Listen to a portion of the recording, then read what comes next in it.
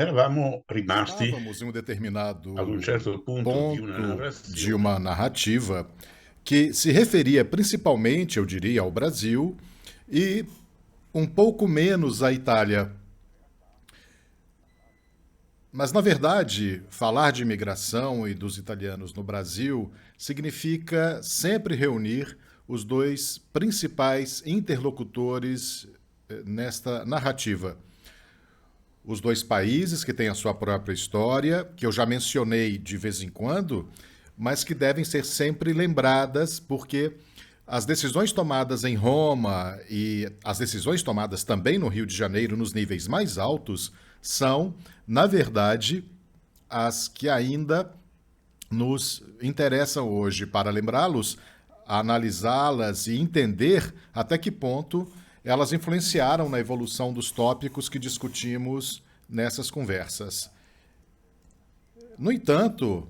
além destes níveis elevados, há também outros níveis, no sentido de que os governos e as suas articulações, por exemplo, os escritórios de estatística de cada um dos dois países,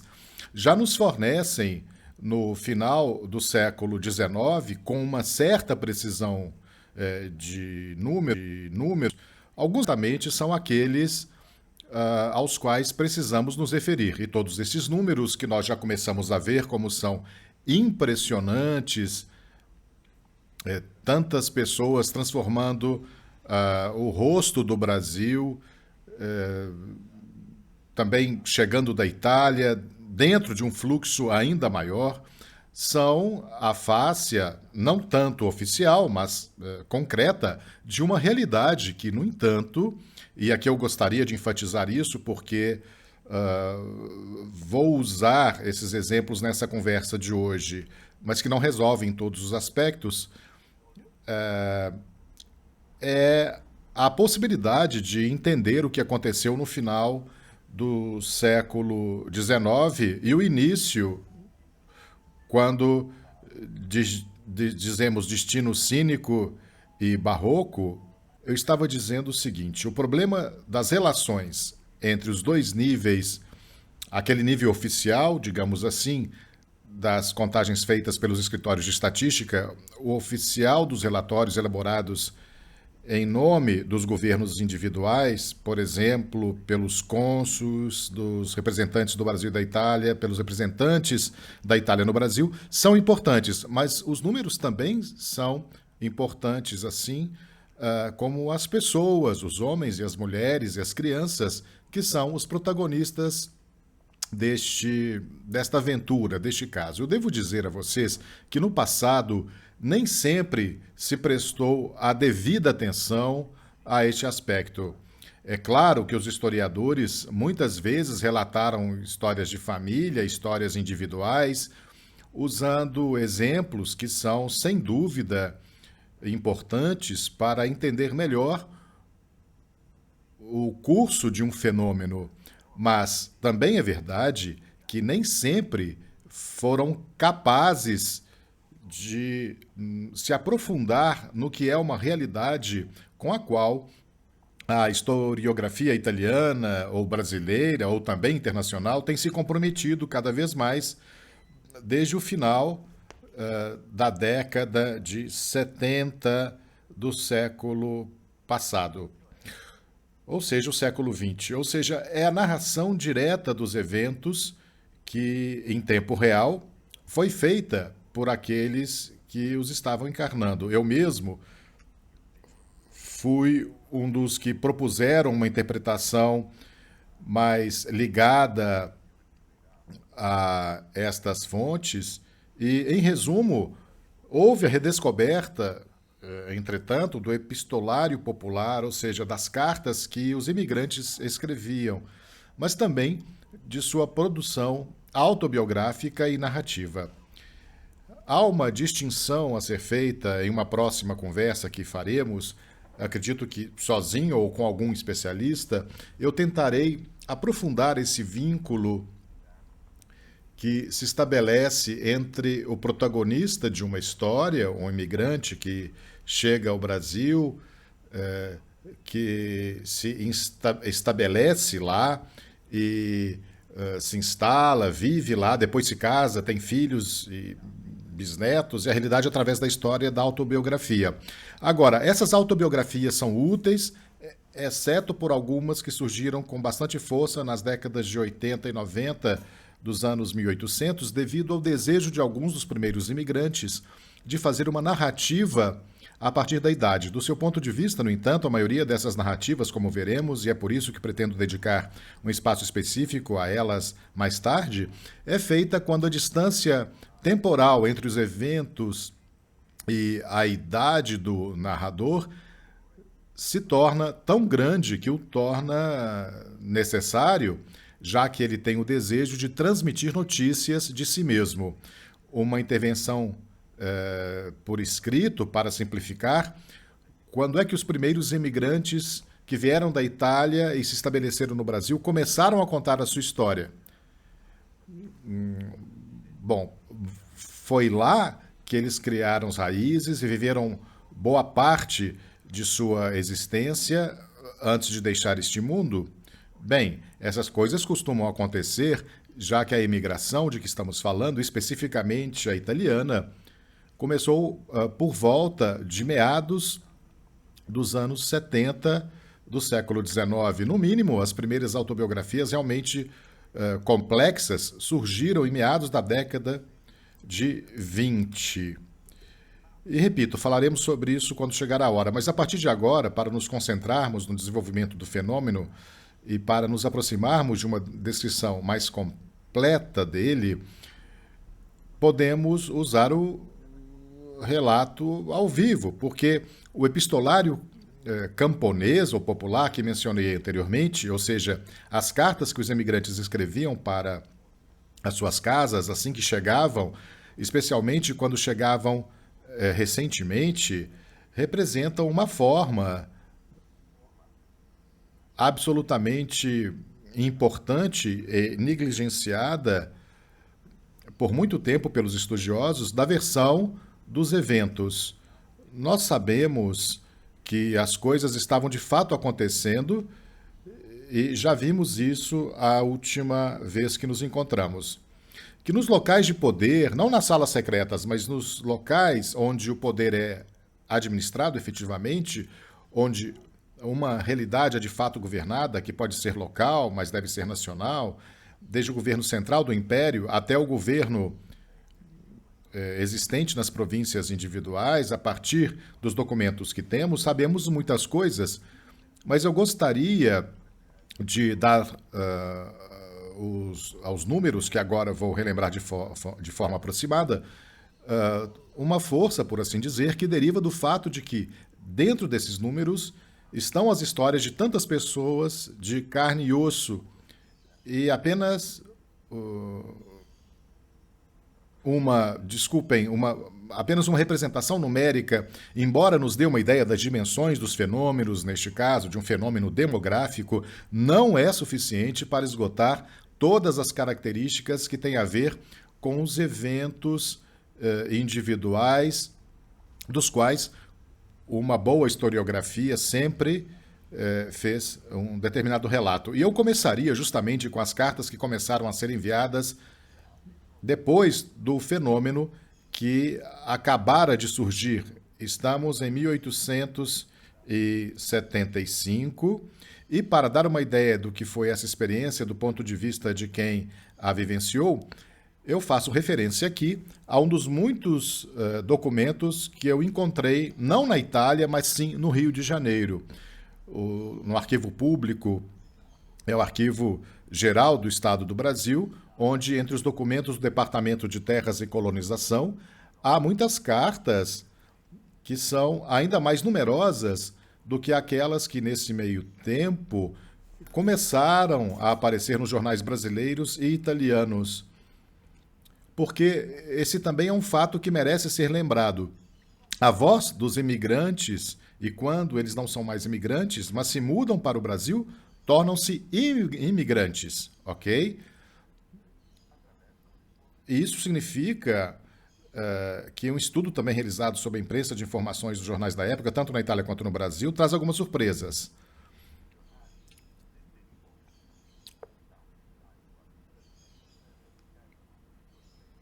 mas ferramentas também importantes para que penetremos um pouco melhor no que está sendo estudado. A diferença é que nas cartas que são publicadas nos jornais, tanto na Itália quanto no Brasil, há sempre a suspeita de que a experiência da imigração e também da progressiva aclimatação, da progressiva integração dos italianos em um determinado lugar estão, por assim dizer, submetidas ou expostas a condicionamentos. Em linhas gerais, daqueles que oferecem um púlpito àqueles que estão representando suas próprias experiências naquele momento. É como se hoje confiássemos apenas nos que é oferecido em uma carta enviada a um jornal ou uma entrevista na televisão. Algo que, obviamente, não existia no século XIX. E confiássemos em tudo que nos é proposto, especialmente nos jornais, enquanto, em vez disso, há uma boa chance de que a taxa de, digamos, credibilidade de um testemunho confiado a cartas seja melhor do que isso. Mesmo em cartas, você pode dizer coisas que não são verdadeiras. Claro que até mesmo nessas cartas você pode cometer erros, mas é certo que na comunicação epistolar há uma margem maior de confiabilidade. E assim, alguma dessas cartas nos contam histórias como esta que eu estava contando ao vasculhar os papéis de um arquivo, nesse caso, um arquivo brasileiro. Eu escolhi essa por causa de 1875, porque representa um caso típico da experiência migratória que, de outra forma, seria difícil de entender quando você tem diante de si os números das estatísticas que dizem naquele ano chegaram tantos emigrantes da Itália e chegaram ao Rio Grande do Sul e foram para aquela parte do Rio Grande do Sul, ou chegaram à Bahia ou ao Rio de Janeiro. Mas, na realidade, a maneira como se chega em um lugar, por exemplo, chegando no Brasil e querendo ir para uma dessas, então, províncias, em um dos estados do Brasil, que também são bastante numerosos, não quer dizer que aquela era a vontade inicial do emigrante. Vamos ler para você ter uma ideia depois, eu volto ao assunto. Se trata de uma carta endereçada por um grupo de emigrantes italianos ao ministro de Estado. Ou seja, as cartas estão guardadas no Arquivo Nacional do Rio de Janeiro. A data é 6 de novembro de 1875. Senhor ministro, o senhor nos desculpará ou terá a bondade de nos perdoar se tomamos a liberdade de apresentar esse argumento. Mas como nós 4 imigrantes chegamos em 24 de outubro de 1875 no navio a vapor Liverpool, nesta capital, no Rio de Janeiro, ainda não tivemos passagem de nenhuma parte do Império do Brasil, rogamos a Vossa Excelência, Ilustríssimo Ministro, que nos conceda uma passagem para a colônia do Rio Grande, pois estamos dispostos a cultivar terras na colônia do Rio Grande. E temos direito a essa passagem e cremos que Vossa Excelência nos dará garantia dessa passagem. Declarando nos seus servos, nós nos subscrevemos, Temprano Biagio, Barbero Antônio, Marina Gaetano, Ballardini Luigi, italianos. Além do fato de que há também os sobrenomes e nomes próprios dos homens aqui, todos eles são homens de carne e osso que aparecem nas estatísticas em 1875, na verdade, ainda estamos em um nível bastante baixo e modesto. As grandes cifras, os números das imigrações em massa ainda não haviam começado. No entanto, já no ano seguinte, as coisas se tornam mais complicadas, pois não se trata mais de algumas unidades ou algumas dezenas, mas de centenas e depois de milhares de pessoas. Esses números que conhecemos porque são informados nas estatísticas são um desenvolvimento da presença italiana, o que explica o fato de que são mais ou menos 5 mil, digamos, cerca de 5 mil italianos que eram súditos do Reino da Itália ou anteriormente dos vários reinos que existiam antes da unidade nacional italiana.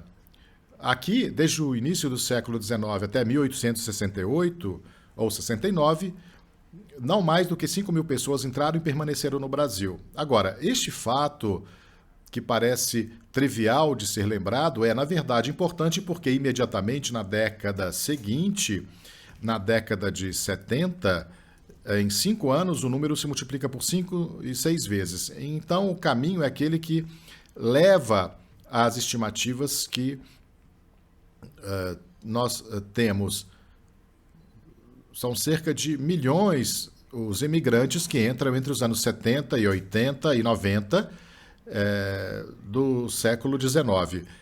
Eu dei uma olhada nos números relativos ao desenvolvimento, mesmo de 1880 a 1925, quando entraram no Brasil algo como 3 milhões e 600 mil estrangeiros, não todos italianos, claro, ou melhor, italianos, mas esse número assustador de quase 4 milhões de pessoas, eles representam 38%, ou seja, uma porcentagem que, se fôssemos nos limitar aos anos de maior e mais intensa mobilidade e entrada entre os anos 80 e o começo do século seguinte, digamos 20 anos, cerca de 20 anos da imigração italiana para o Brasil, torna-se uma porcentagem de mais de 50%, ou seja, quase 60% dos estrangeiros que chegam ao Brasil. Assim que, na prática, enquanto para a Itália o Brasil se torna o segundo destino de imigração, sendo sempre que o primeiro continua sendo os Estados Unidos, disputa a supremacia com os locais de imigração temporária, o Brasil é o lugar para onde vai a maioria dos italianos, e esses italianos são, em sua maioria e por muito tempo, originários de determinadas regiões. Já vimos isso, eu já disse isso e é bastante conhecido esse fato. Eles são os migrantes do norte da Itália ou do Nordeste, em particular, da região do Vêneto. Também porque há um preconceito que talvez nas estatísticas norte-americanas fique mais evidente. Nos Estados Unidos foi até sancionado pela presença nas tabelas da distinção entre italianos imigrados do norte e italianos imigrados do sul, mas isso também foi aceito pelos brasileiros como um resultado que, no entanto, não foi confirmado pelos números, porque no final das contas, antes da Grande Guerra, a subdivisão dos contingentes significava que o contingente de italianos do sul que chegava no Brasil superava algumas dezenas de milhares os dos italianos do norte e, portanto, também da região do Vêneto, e que, no entanto, se concentravam principalmente em determinadas áreas. Vocês até ouviram em uma das primeiras mensagens que eu li, nesse caso dos 4 italianos pedindo ao ministro que eles desse a passagem para o Rio Grande. O Rio Grande é definitivamente o Rio Grande do Sul, porque de todo o Brasil, veja você, alguns são apenas os lugares onde, antes das migrações internas e dos deslocamentos que ocorrerão na segunda metade do século XX, de fato, os lugares onde eles chegam são da península. Os imigrantes estão principalmente no início, até mesmo no Espírito Santo. A primeira experiência de imigração, digamos, não em massa, mas em soma de grandes proporções, começou em 1873 e culminou em 1875 com a chegada de um grupo de emigrantes originários do Trentino, como eu mencionei para vocês anteriormente. Na época, era um território de domínio do governo de Habsburgo, do imperador da Áustria, mas eles são italianos, digamos, em termos de idioma e cultura. Eles são italófonos, não italianos, como veremos no devido tempo, por lealdade política, por assim dizer, porque o povo trentino permaneceu leal ao imperador até o final da Grande Guerra, certamente, e ainda hoje, na memória de seus descendentes, há um respeito notável pela Casa da Áustria. No entanto, é no Espírito Santo que ocorre a primeira imigração do norte da Itália. E depois, claro, há os trentinos, seguidos imediatamente pelos vênetos, que se tornam numerosos em outras áreas onde sua presença se faz sentir desde as décadas de 70 e 80 do século XIX. E esses outros lugares são, em primeiro lugar, o Rio Grande do Sul, depois, até certo ponto, Santa Catarina e Paraná, e até mesmo São Paulo, embora São Paulo esteja começando a assumir o papel que todos atribuem a essa região como principal destino dos italianos, especialmente a partir dos meados da década de 80. E depois, quando, como eu mencionei anteriormente, de algumas dezenas de milhares de pessoas nas origens, a própria cidade de São Paulo se tornou uma metrópole que, no início dos anos 1900, tinha quase 1 milhão de habitantes, tornando-se uma das maiores cidades do Brasil, e é justamente por causa da injeção, vamos chamar assim, de estrangeiros que não vão mais apenas para trabalhar na área agrícola de São Paulo, que continua sendo o destino da maioria dos italianos e dos venezianos, mas que também vão trabalhar nas fábricas, porque também devemos lembrar que há um pouco de condicionamento da política iniciado pelo Império, continuando na República Velha e ainda presente na década de 20 para apoiar e encorajar a colonização agrária e, portanto, para promover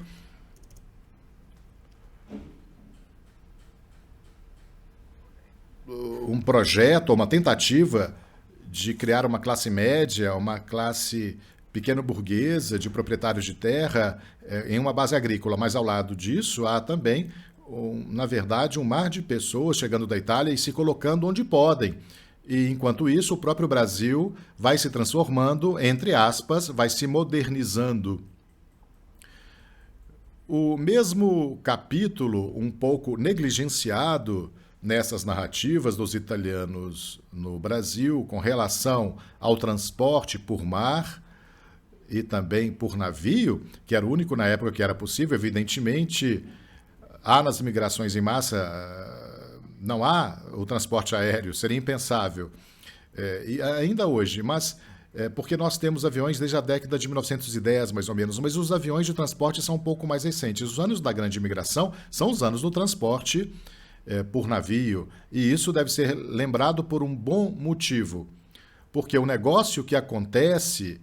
e não apenas entre a Itália, o Brasil, ou entre a Europa e a América em geral, mas em geral, em todos os lugares, mesmo para outros destinos, implica o uso de navios como meio de transporte. E isso ocorre perto de uma indústria de construção naval e também real.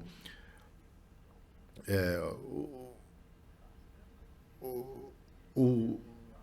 setor marítimo confia que por 50, 60 ou 70 anos, a partir de meados do século XIX, começando pelo Reino Unido, mas também envolvendo muitos países como a França ou a Alemanha,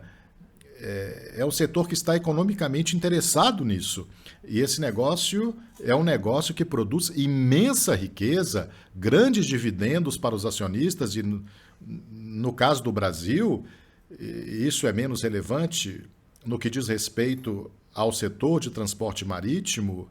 e a possível linha de transporte marítimo para o Brasil. A própria Itália está presente com sua própria empresa principal, que é a Navegação Geral Italiana, que nasceu para explorar oportunidades. Ela nasceu quando a imigração em massa para o Brasil foi crescendo, nasce em 1881, ela nasceu da fusão de duas empresas de navegação anteriores, Florio e Rubantino, que também tiveram lugar na história política do Risorgimento italiano. Mas o importante é que é interessante notar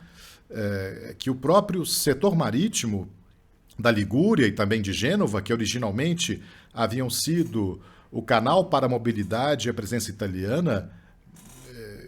do ponto de vista genovese e liguriano, nas duas Américas, sim, resistiu até a década de 1890 e depois se fundiu com realidades maiores, que não são apenas o setor marítimo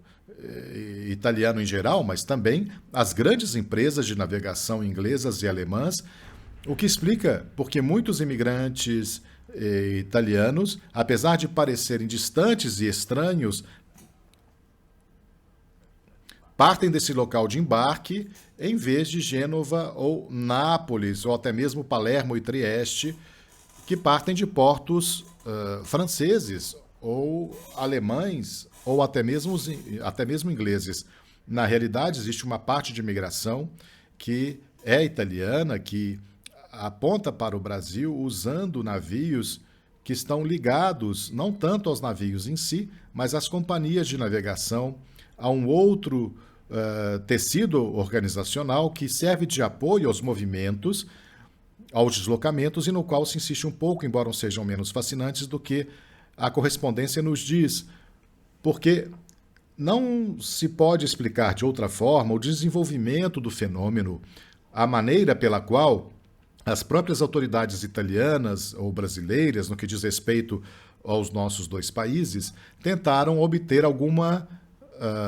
vantagem, lucro,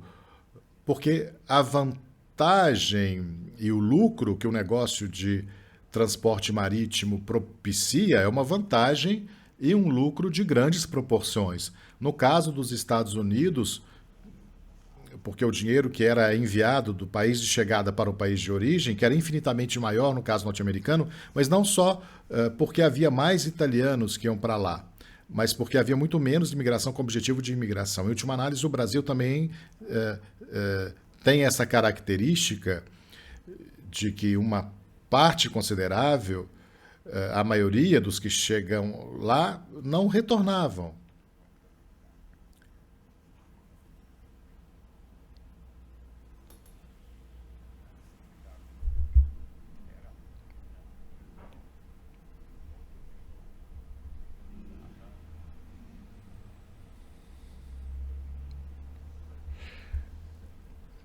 O Brasil também tem essa característica de que uma parte considerável, a maioria dos que chegam lá, não retorna. Certamente, nem todos os que são relatados pelas estatísticas, especialmente os italianos, como tendo chegado naquele ano ou naquele período de anos, permanecem para sempre no Brasil, mas a maioria deles permanece. Por outro lado,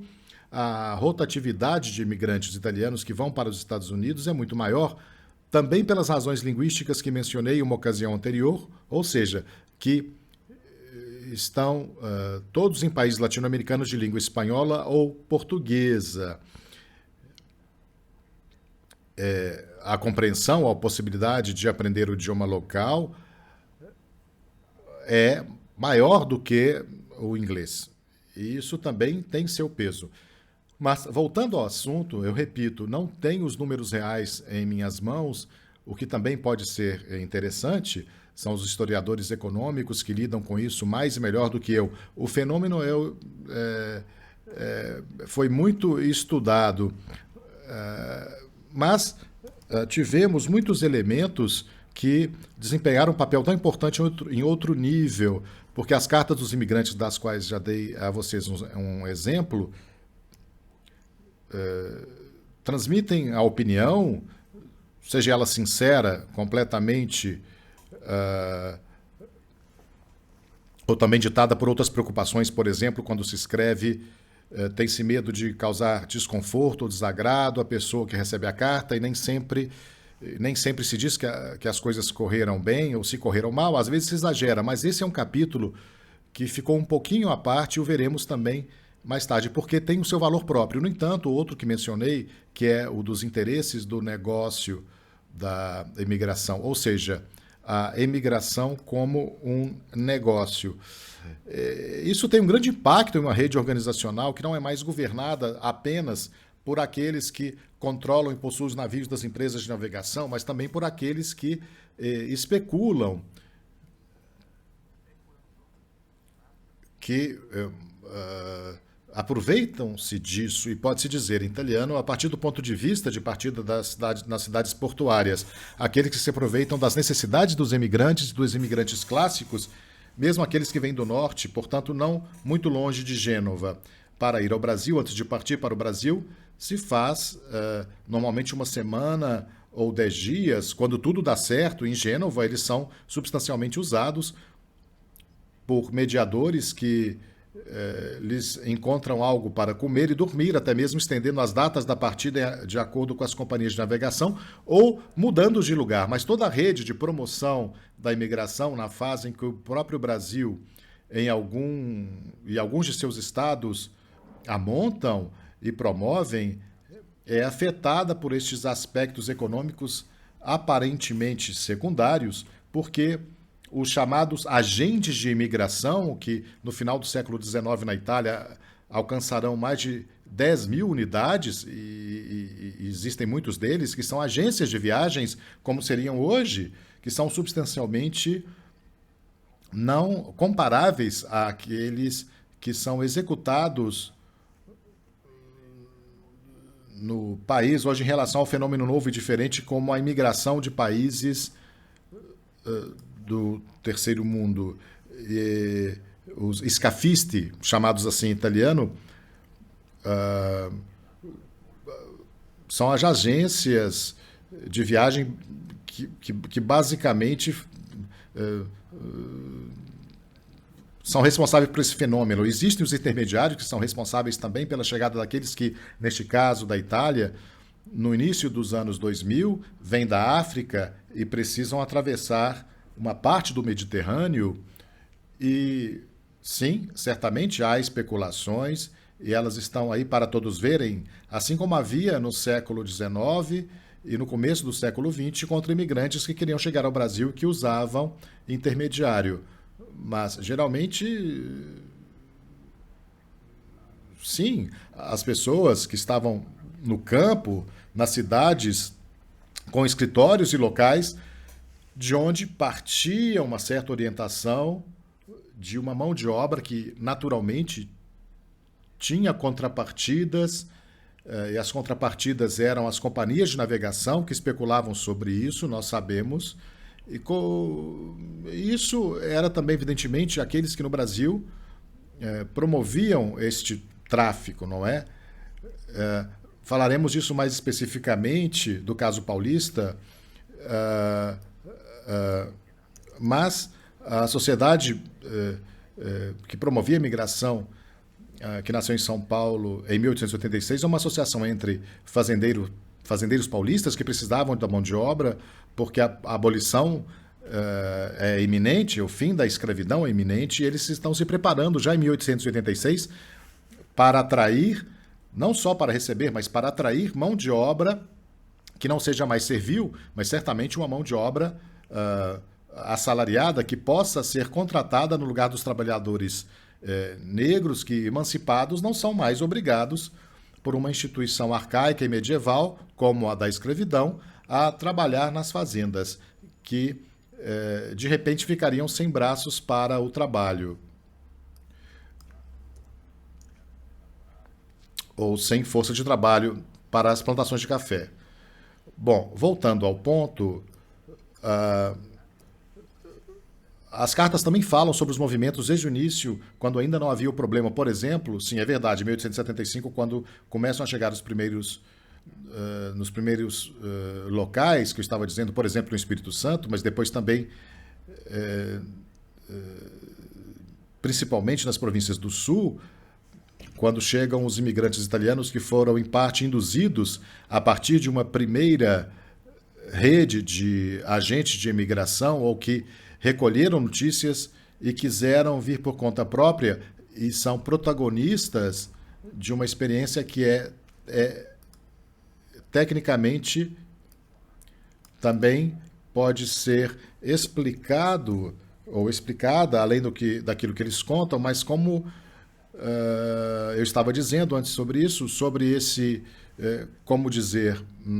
não privilégio, mas primazia, sim, certamente, porque em determinado momento da política de recrutamento realizada pelo Brasil,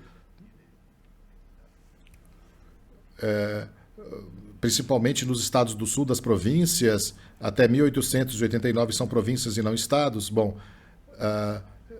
em particular o estado gaúcho, o Rio Grande do Sul, estes são preferidos por uma parte importante da imigração do norte da Itália e do Vêneto, porque havia uma conexão mais forte entre o Rio Grande do Sul e a Europa em geral, porque essas empresas eram criadas por mediadores que não eram apenas italianos, mas também europeus de outras nacionalidades ou brasileiros. Há grandes mediadores brasileiros que fazem com que a imigração da década de 70, por exemplo, se destine mais ao Rio Grande do Sul. E é por isso que os primeiros a chegar ao Rio Grande do Sul talvez sinalizem a possibilidade, ao escrever para casa, de se juntarem a seus parentes. Isso é mencionado por aqueles que escrevem cartas como a que mencionei anteriormente e que se movam para ir para lá em vez de ir para outro lugar. Porque o Rio Grande do Sul, porque Santa Catarina ou alguma área específica do Rio Grande do Sul ou Santa Catarina. Veremos mais adiante que esses lugares também correspondem a lugares onde uma determinada política já havia sido ativada pelo Estado Central e, portanto, pelo governo imperial. E o Rio Grande do Sul já tinha, como já mencionei, um número bastante grande de colônias alemãs. Os alemães chegaram primeiro e se estabeleceram nas áreas mais férteis da planície atrás de Porto Alegre. Já estavam lá há algum tempo, inclusive no Planalto e na Serra. Mas o Planalto e a Serra eram muito menos habitados por imigrantes alemães e, consequentemente, se tornaram o local que foi alcançado primeiro e em maior número pelos italianos que estavam na fase inicial. Eles ainda não são predominantemente direcionados, orientados para São Paulo. Isso, no entanto, aparece muito claramente nas cartas, porque as cartas explicam isso para nós e também explicam, mas não somente para o Rio Grande do Sul. É algo que continua ao longo do tempo. Até a década de 90, é normal que na correspondência e também nas reclamações dos imigrantes que haja alguma tentativa de fazer com que alguém venha para cá ou para ali, ou se desloque de onde está para onde foi enviado. Vocês ouviram que naquela carta de 1875, que os 4 que assinaram disseram que queriam ir para o Rio Grande do Sul e que, portanto, estavam esperando que alguém lhes desse, como eles disseram, a passagem. Mas há também muitos outros casos que eu agora estou examinando aqui. Entre as muitas cartas que estão no Arquivo Nacional do Rio de Janeiro, nos papéis dos inspetores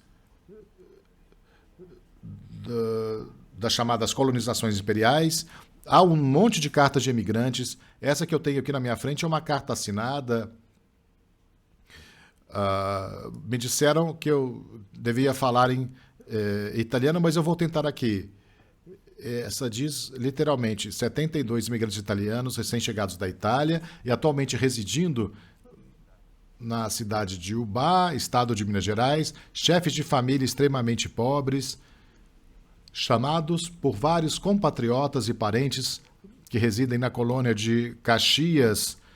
do Sul, no Rio Grande do Sul,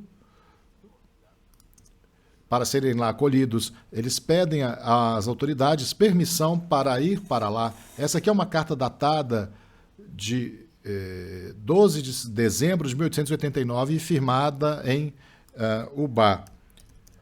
Estamos em um ano-chave também para a transição da escravidão para o regime de trabalho livre e da monarquia para a república, e podemos ver que as coisas que aconteceram 10, 15 anos antes ainda se repetem. Existem pessoas que vêm para o Brasil e não chegam aos lugares onde os seus compatriotas ou correligionários já estão estabelecidos. E eles escreveram para que se tomassem providências. Nós também podemos ver que os grandes importadores de imigrantes, e você pode fazer já aqui algumas nominações, um desses personagens que eu também encontrei muito ativo entre os jornais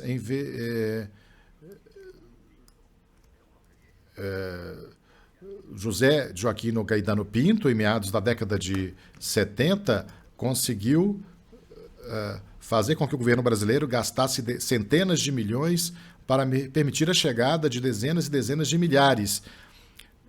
De fato, ele havia prometido originalmente permitir a chegada de mais de 100 mil imigrantes, mas depois, menos da metade deles conseguiu chegar ao sul do país, especialmente no Rio Grande do Sul e em Santa Catarina. Mas isso nos dá a ideia daquilo que eu defini como um negócio que faz parte dessa história ítalo-brasileira. Mas agora, para ir mais direto ao ponto, e também da realidade dessas histórias, que também são bastante fascinantes, devo dizer, para o bem ou para o mal, são histórias que podem impressionar, porque dão a ideia de uma experiência de vida e, às vezes, os sotaques que elas transmitam sejam pessimistas. Às vezes, são relatos de experiências. E eu li mais de uma delas porque passei uma parte do meu tempo como pesquisador e acadêmico tentando organizar a experiência de um cidadão brasileiro. Eu comecei a fazer isso no início da década de 1970, portanto há cerca de 50 anos. E mesmo apenas com a edição dessas cartas, ao longo do tempo, eu consegui uma maior conscientização e também obtive resultados, porque a própria historiografia, tanto nacional quanto internacional, é uma das mais importantes, não apenas por minha causa, é claro, mas também por causa de outros que, por assim dizer, fizeram o mesmo trabalho que eu fiz, assumiram esse tipo de narrativa que eu não estou oferecendo a vocês apenas porque são mais fáceis de ouvir, dão uma ideia melhor. Eu também poderia lidar com muitas das coisas que você vai ouvir agora, com definições muito secas e rigorosas, ou duras, e mesmo que você queira, mas não tão eficaz quanto a voz daqueles que temos aqui. Começo com as coisas da década de 70, e essa é uma das primeiras cartas que publiquei. Muitas outras pertencem a essa série de um livro que saiu na Itália em 1979, que nunca foi publicado no Brasil por uma razão muito banal. Essas cartas que publiquei na época por uma editora italiana, Feltrinelli, sob o título de Mérica América, eram cartas escritas por falantes do dialeto, e eu as publiquei como as transcrevi dos originais, e claramente a força que elas têm, se você as ler nos originais, não desaparece completamente, mas perde muito de seu significado no momento em que precisa ser traduzida. Por outro lado, algum tempo depois, um livro que eu havia publicado anteriormente, que é outro livro que menciono, não por orgulho pessoal, mas porque faz parte daquela produção historiográfica dedicada aos italianos no Brasil, que tem algum significado, intitulado A Grande Imigração. Foi traduzido para o português, publicado pela editora da Universidade de Campinas e reeditado várias vezes até hoje. E ali também temos algumas partes dessas cartas, mas são letras que nos dão uma ótima ideia de tudo. A maioria é proveniente do Rio Grande do Sul, de Santa Catarina ou de São Paulo. Essa que eu mencionava é uma das primeiras, estamos aqui na década de 70, ou melhor, aqui em 1878, datado de Santa Maria da Boca do Monte, portanto praticamente o coração da imigração italiana no início, onde haverá então o acampamento da cidade de Caxias do Sul, em março de 78. Diz: querido irmão, depois da minha partida de Gênova, escrevi uma carta a você para lhe dizer que estava em Gibraltar e que nosso navio estava indo bem. Aqui ele se aprofunda em uma descrição da viagem marítima que é muito emocionante, porque ele conta como o medo dos imigrantes de morrer quando enfrentavam uma tempestade e os fazia tremer de medo, literalmente. E você verá que na história da imigração isso não é tão frequente como se diz, mas há episódios de naufrágios históricos. Veja, em 1906, há o naufrágio do mais famoso de todos os naufrágios de navio a vapor, que foi o vapor sírio, que também está ligado a uma canção popular que, se eu tivesse meu violão à mão, eu poderia cantar para vocês. E diz que de Gênova os sírios partiu para a América em busca de fronteiras e cantando a bordo, todos se regozijavam com seu destino. Então, os sírios foi atingido por um terrível Recife, o fim miserável de tantas pessoas. E a bordo você ouve a mesma canção. Esse bispo estava lá também. Ele era o bispo de São Paulo, que abençoou a todos, e na verdade o bispo também morreu afogado. E sua história de um padre que deu a bênção é complicada pelo fato de que os marinheiros que estavam tentando salvar ou se salvar, tentaram vender os botes salva-vidas para aqueles que queriam salvar suas vidas e deram ao bispo a chance de se salvar em troca de seu peitoral e também das pedras preciosas que ele continha. Então, o bote salva-vidas virou o bispo de São Paulo, morreu também. Mas voltemos a essa descrição que começa com uma narrativa de naufrágio e chega ao momento em que depois de 30 dias, nesse caso, como na música 30, 40 dias de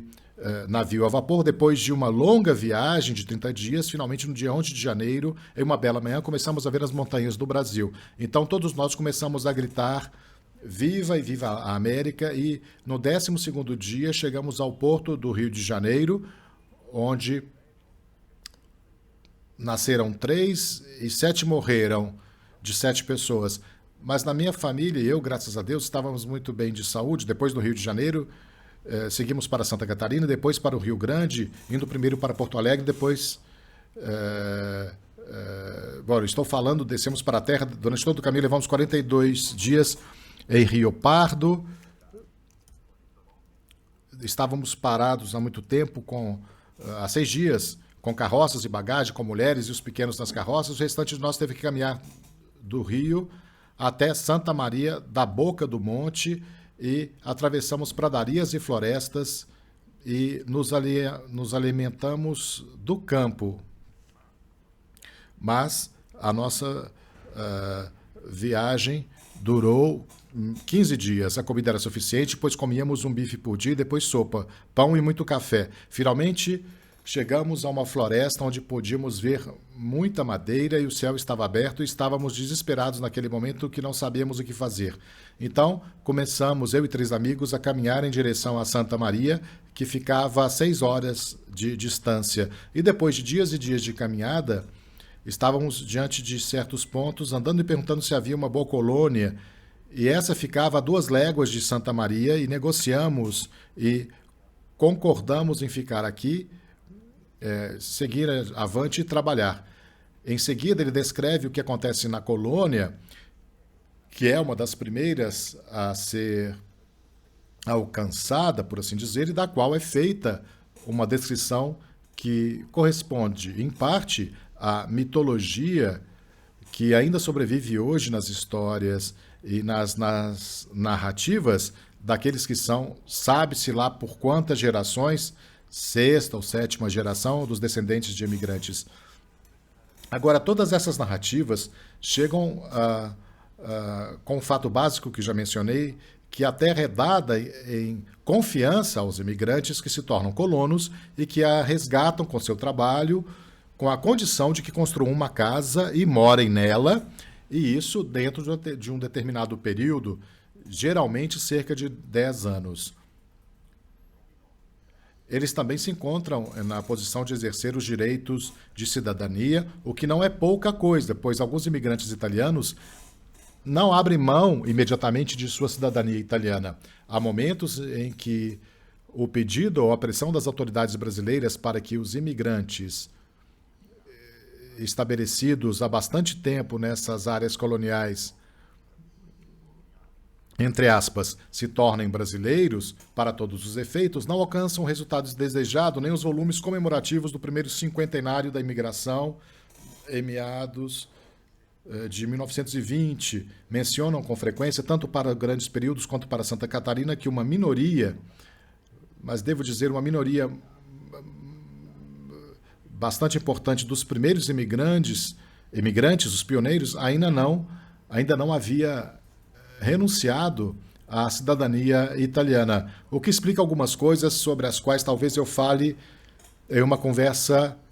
separada, porque também foi tema de um estudo recente que eu fiz sobre a atitude dos imigrantes italianos no Brasil diante da Primeira Guerra Mundial e também depois da Segunda Guerra, porque, como você sabe, na primeira o Brasil entrou no conflito, embora tardiamente, ao lado dos aliados da Itália, e, ao contrário, na Segunda Guerra Mundial, o oposto, com um corpo expedicionário, onde muitos descendentes também de italianos e alemães foram alistados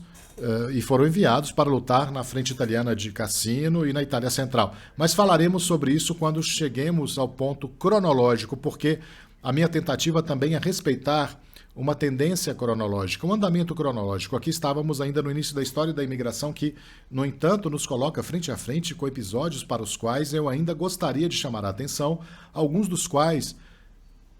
são episódios marginais, mas que na história do Brasil representam um capítulo que não é totalmente secundário. O Brasil é um país onde coabitam, desde tempos remotos da era colonial, descendentes de europeus portugueses, evidentemente, mas também de outras nacionalidades, e após o início das migrações, em meados do século XIX, também de várias nacionalidades europeias, não somente italianas. E eles coexistem com os escravizados, portanto, com pessoas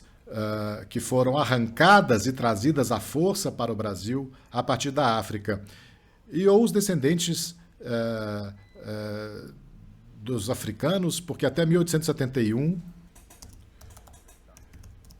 quando a lei do ventre livre permite que aqueles que atingem a maioridade entre os filhos de escravos obtenham a manutenção de status de homem livre, bom, em resumo, eles estão lá. Mas, além desses, há também os descendentes dos povos originais, ou seja, dos povos indígenas. Os povos indígenas que, em algumas áreas, são sujeitos que entraram em contato com os imigrantes europeus. É verdade que o trabalho, vamos chamá-lo de não particularmente louvável, de primeiro escravizar e às vezes até eliminar fisicamente e depois exterminar as populações nativas do Brasil, em várias partes do Brasil, especialmente na área paulista, ali na região de São Paulo para baixo, foi realizado por sujeitos que são brasileiros nativos. Os bandeirantes, que estavam já ativos desde o início do século XVII e que na primeira metade do século XIX encontraram imitadores e descendentes. Bom, no caso dos imigrantes italianos que entram em contato e em conflito com populações originárias, datam da década de 1880. Mas são casos limitados, é verdade. São episódios que despertam a imaginação, a fantasia.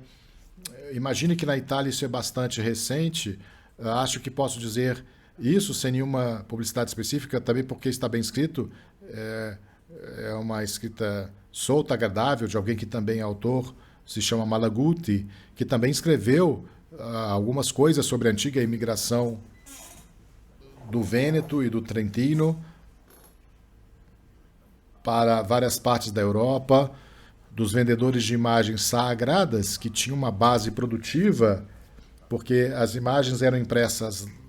lá em Bassano del Grappa e que viajavam pela Europa, e ele escreveu um romance sobre isso, mas ele saiu da Europa dessa forma, seguindo a linha migratória para o Brasil, porque nesse último romance, que foi lançado em 2023, ou seja, é uma coisa bastante recente, e se chama Piero Fala América, ele conta, em boa parte, coisas inventadas sobre os habitantes de Montello, que é uma área na província de Treviso, uma área montanhosa, onde as pessoas eram muito pobres, e os camponeses não eram apenas trabalhadores rurais, mas estavam com os pobres, que os chamavam de bisnetos, que não tinham nada, 2 vezes mais do que nada. Bom, e que ele imagina que migrou para o Brasil nas décadas de 1870 e 80 para contar a história de uma família de 2 protagonistas. Piero é um deles. Na realidade, ele os faz chegar a um canto do estado ainda nos anos 80, na província de Santa Catarina, perto de um lugar que ainda é veneziano em todos os sentidos, em boa parte porque uma das partes de Santa Catarina, onde o dialeto que eles chamam de italiano, assim como no Rio Grande do Sul, que também foi preservado um dialeto, adaptado. Bom, ele montou ali uma série de episódios que realmente aconteceram em Uruçanga. E ele fez isso porque alguns desses episódios já haviam sido narrados no início dos anos 1900 por um padre, um missionário de Turim, chamado Luigi Marzano. Eles tiveram um grande sucesso, ou seja, não foi apenas a história. Alguns deles também são encontrados em cartas que lerei para vocês mais tarde, de correspondentes escrevendo de Uruçanga no tempo real do encontro com os selvagens, com os assim chamados selvagens, com os bugres. Bom, sobre esse assunto, foi publicado um livro muito interessante e bonito, em 1994, escrito por um professor da Universidade de Veneza, Piero Brunello, intitulado Pioneiros, onde esse fenômeno, esse estudo de caso foi examinado e exatamente enquadrado, e que depois Brunello, então, ainda mais recentemente, há alguns anos, retomou, aprofundando a descrição. É verdade, bom, não era um exemplo clássico das relações que os colonos italianos, ou do Vêneto em particular, mantinham com o mundo de sua chegada. Certamente havia problemas e eles também emergem das cartas nas relações entre os italianos e os ex-escravizados negros, ou no período em que eles trabalhavam ou trabalharam lado a lado, de meados da década de 1870 a 1888. Muitas vezes acontecia que os trabalhadores italianos, especialmente em São Paulo, mas também em Minas, estavam ou estivessem em contato direto com os negros que ainda não tinham sido emancipados, mas em contato direto com as populações indígenas, com os vários grupos étnicos de bugres,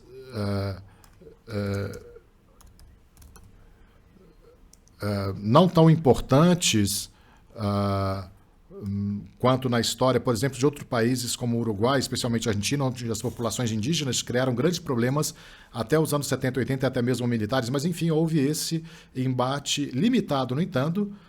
entanto, alguns episódios dos quais esse escritor conseguiu narrar, porque é muito importante, é impressionante contar a essência em síntese de pouquíssimas palavras. Muitos dos lugares onde os migrantes italianos ou venezianos chegam, como esses aqui, nem sequer se veem na primeira pessoa entre os expoentes das classes de poder e as classes econômicas mais relevantes ou brasileiras. Há muitos lugares em que os donos do vapor não são brasileiros, mas são capitalistas ingleses e norte-americanos que comandam e dirigem as operações. Uma história que é bem conhecida na América Latina, ou seja, a presença do capital anglo-americano em países que estão em processos de colonização naquele momento é, em suma, um fato. E no caso de Santa Catarina, dito de uma forma muito pobre, as coisas se desenvolveram de tal forma que, para se juntar a uma área do litoral onde eles pudessem embarcar, não sei, talvez tenha sido Florianópolis, provavelmente, os produtos, por exemplo, das indústrias de mineração, que já naquela época eram interessantes, talvez fossem mais frequentes do que as histórias de imigração ligadas às atividades dos mineiros que vinham da Itália. Por exemplo, Minas Gerais, certamente há toda uma corrente de pequena imigração, porque não são dezenas de milhares, mas alguns milhares de mineiros que vêm de várias áreas, especialmente da Emília-Romagna, entre outras, e que trabalham nas minas. E as minas, muitas vezes, são de propriedade de estrangeiros, mesmo para os brasileiros. Isso também aconteceu em Santa Catarina, onde os proprietários destas minas precisavam de uma ligação direta entre as áreas do interior, onde havia as próprias minas, e o litoral. E como o risco era que tanto a rota da ferrovia quanto o próprio transporte fossem prejudicados, por intervenções que não eram agradáveis, sem dúvida, pelos indígenas, que, no entanto, estavam armados como na Idade da Pedra, estavam armados com flechas e pouco mais, e pagavam muito por cada índio morto. E a prova desses assassinatos eram que eles pagavam aqueles que se prestavam a essa operação, chamados bugreiros, e haviam muitos bugreiros que eram italianos ou do Vêneto. E a prova da morte era dada pelo número de orelhas dividido por 2, claramente, ou multiplicado por 2. Você percebeu, né? Depois do extermínio de populações que eram claramente indígenas locais, isso é muito marcante e se torna a pedra fundamental de um enredo narrativo em um romance moderno na história das relações entre a Itália e o Brasil, entre os italianos do Brasil e as populações originais. E, no entanto, é um capítulo particularmente difícil, mas isoladamente há outros momentos e outras histórias de desvio, se você quer dizer assim, mas também dos italianos no Brasil, ligado ao envolvimento dos imigrantes e de seus filhos nas lutas político-militares do final do século XIX, por exemplo, nos anos 90, há alguns confrontos bastante exigentes nas tentativas de secessão do Rio Grande do Sul, onde há o envolvimento de emigrantes para dizer que a história dos italianos no Brasil tem aquele momento, portanto, 10, 15, 20 anos depois do início da grande imigração, já faz parte da problemática político-militar do país e o papel dos italianos se confunde e deve ser avaliado também em relação ao problema político-militar do país e o papel deles é contado e reconhecido por historiadores brasileiros também. Portanto, na medida em que podem permanecer isolados por muito tempo nas áreas de sua primeira chegada e depois de seu assentamento prolongado, e na medida em que podem também permanecer diferentes e também conservar até quase os dias atuais um senso de pertencimento também linguisticamente diferente, porque os italianos do Brasil, que estão no sul do Brasil, tanto em Santa Catarina quanto no Rio Grande do Sul e também, em parte, no Espírito Santo, muito menos em São Paulo e muito menos no Rio de Janeiro, considerando todas as coisas, por razões numéricas, menos também em Minas Gerais, conservam algo de sua identidade original. E esse é o tema que desenvolveremos na conversa, eu espero que também com alguns convidados.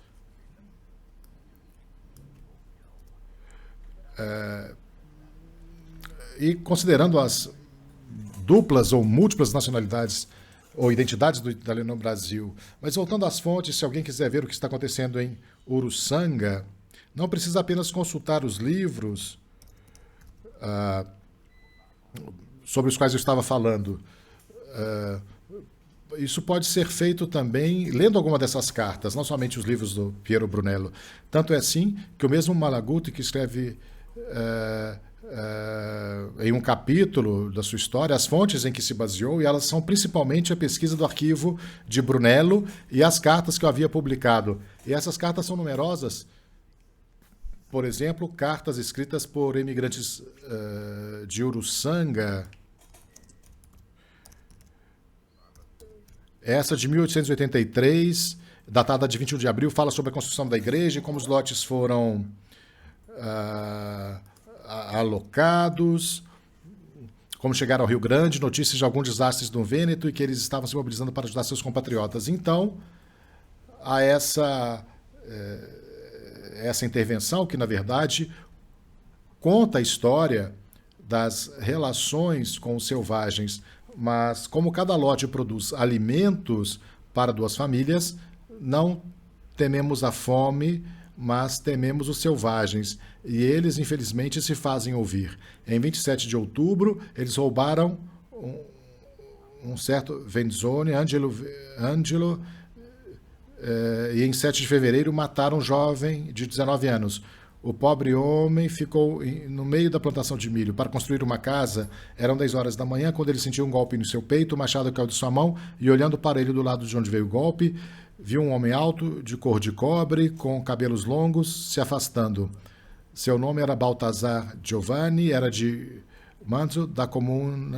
do comune de Tambre. E esse episódio se repete novamente, a questão do medo dos selvagens. Isso é muito marcante, porque nas próprias correspondências em que esse tipo de relacionamento também é conflituoso, se você quiser, com as populações originais, certamente surge o que prevalece com frequência e em bom grau na narrativa dos imigrantes,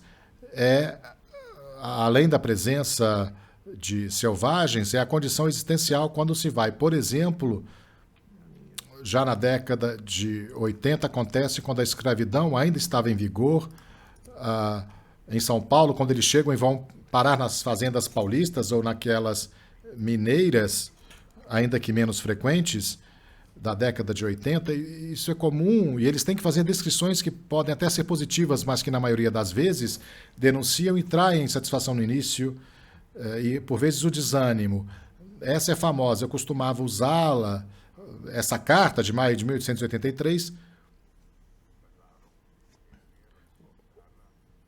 para contá-la aos ouvintes, aqueles que ouviam, espectadores que assistiam algumas das minhas aulas de história cantada ou palestras. Com isso, complementei minhas atividades de pesquisa como historiador por 30 anos. Ele escreveu isso anonimamente porque só assina com um Z, como parece ter sido seu primeiro nome. Digamos, Zenaro, talvez, mas não temos certeza disso. Queridíssimos pais, sua mãe escreve ao pai para informá-la sobre o meu estado de saúde. Estive doente por 8 dias com o tumor na mão, mas agora estou bem, como espero que aconteça com vocês. Com relação à América Latina, tá tudo uma merda, porque as obras estão indo muito mal, as obras estão paradas. Eu saí de Santa Rita porque eu estava sob o comando de um chefe que não me deixava fazer a viagem e por isso saí daquele lugarejo feio. Fui para outro ainda pior, agora estou sob o comando de outro mestre e tenho de trabalhar junto com os negros, com barras em meus ombros, e subir as montanhas como um asno. E de manhã começamos com as estrelas e à noite voltamos para casa com as estrelas, e por conta de comer de manhã feijão às 12 horas, feijão à noite, feijão de manhã, mais um dia de caminhada por conta da comida. Ele também é tudo muito caro. O que ele diz: se houver alguém que queira vir para a América, diga-nos que não fique na Itália. Bom, dentro de um ano, se estiver bem, voltarei para a terra natal, porque senão mudarei de emprego com certeza. Bom, esse tipo de testemunho confiado às cartas pinta um quadro de uma situação que não podemos estender claramente nem para os selvagens, nem para a insatisfação de quem trabalha lado a lado com os escravizados negros, e a toda a complexa realidade que vai aos poucos tomando forma da presença italiana no Brasil do século XIX. Ou seja, seria necessário algumas horas de conversa, mas dias e dias, o que é desaconselhável, porque também não podemos abusar muito da paciência de vocês, certamente, mas podemos dizer que esse fenômeno envolve diretamente as pessoas e é cada vez mais frequente porque os números vão crescendo com o passar dos anos. Esse fenômeno que envolve diretamente as pessoas é cada vez mais frequente porque estamos falando agora do final do século XIX e são pessoas recrutadas através dos meios mais evidentes para seduzi-las a se mudarem para o Brasil, por uma rede de relações que funciona como é normal para os imigrantes, porque eles, antes de serem imigrantes, que são na sua maioria camponeses e na sua maioria trabalhadores que têm níveis culturais diferentes, nem todos são analfabetos, como já vimos, que eles também escrevem cartas, mas são pessoas normais que confiam muito mais naqueles que conhecem. Portanto, há um mecanismo que é parcialmente induzido pelos envolvidos. Ou seja, a Sociedade Promotora da Imigração de São Paulo e depois também, mais tarde, em Minas Gerais, que nasceu no final do século XIX, com a implantação de uma superintendência de imigração, que é dirigida por Minas Gerais, mas que também tem os escritórios em Gênova. Eles também chamam de volta, por meio de agentes de imigração, chamam de volta milhares e milhares de imigrantes e tem seu próprio benefício ao fazer isso. Mas há também uma rede de ligações diretas, porque alguém que deseja ir para os Estados Unidos possa escrever para parentes e amigos e obter informações, e se souber que há certas condições e se ouvir de alguém em quem confia, não hesitará em se arriscar. Certamente não aquele que escreve de Belém do Escalvado dizendo que está tudo ruim e que claramente suas cartas não incentivam a imigração. Mas lembre-se de que, especialmente nos primeiros anos da grande imigração para o Brasil, as cartas que chegavam no Brasil eram lidas nos pátios das igrejas para as pessoas, não somente para aqueles que as recebiam, mas também para os parentes a quem a mensagem era endereçada, que se davam ao trabalho de torná-las conhecidas por seus compatriotas. E houve uma leitura pública que durou muito tempo, até o final do século XIX. Portanto, o mecanismo é de envolvimento direto. Isso explica por que, quando chegaram, eles também puderam, em determinadas situações e sob certas condições, se estabelecer ali e criando uma realidade que entra em contato direto com a fisionomia da imigração italiana no Brasil entre os séculos XVIII e XX, ou seja, de uma imigração que também, do ponto de vista identitário, na relação de preservação ou não da língua original, se diversifica nas áreas onde ainda há permanência ou uma duração da competência linguística, especialmente dialetal, dos primeiros tempos em que a colonização não era para o trabalho assalariado nas fazendas, mas principalmente nas colônias que se tornaram de propriedade dos emigrantes. As comunidades, como vocês sabem, são formadas, elas se reúnem em torno de estruturas. Não se trata apenas de organização, mas também de apoio e de suporte. Não é apenas social e econômica, mas também religiosa. Portanto, o sistema de capelas e igrejas, e há todo um papel sobre o qual talvez eu fale separadamente, está mais adiante. Trata-se de um clero que no início é um clero emigrante. É um fascinante capítulo da história que poucos historiadores eclesiásticos examinaram, mas a imigração de padres interessantes, é como vocês dissessem que eles pudessem se sustentar em casa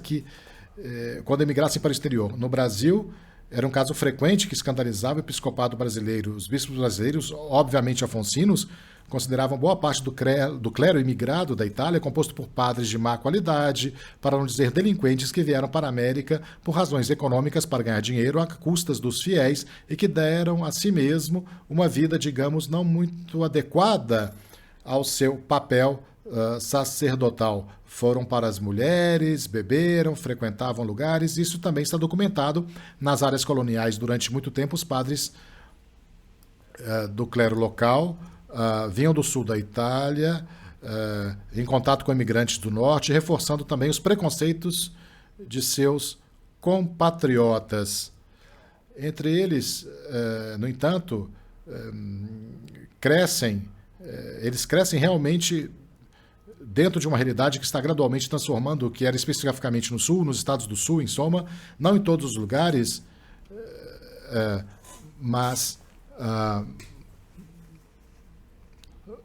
em determinados lugares, um ponto de encontro e de crescimento de determinadas realidades urbanas, como articulação que ainda mantém, até nos anos da Primeira Guerra Mundial, uma conexão, mesmo por meio da rede de consulados, com as autoridades do país de origem, ou seja, da Itália. Isso explica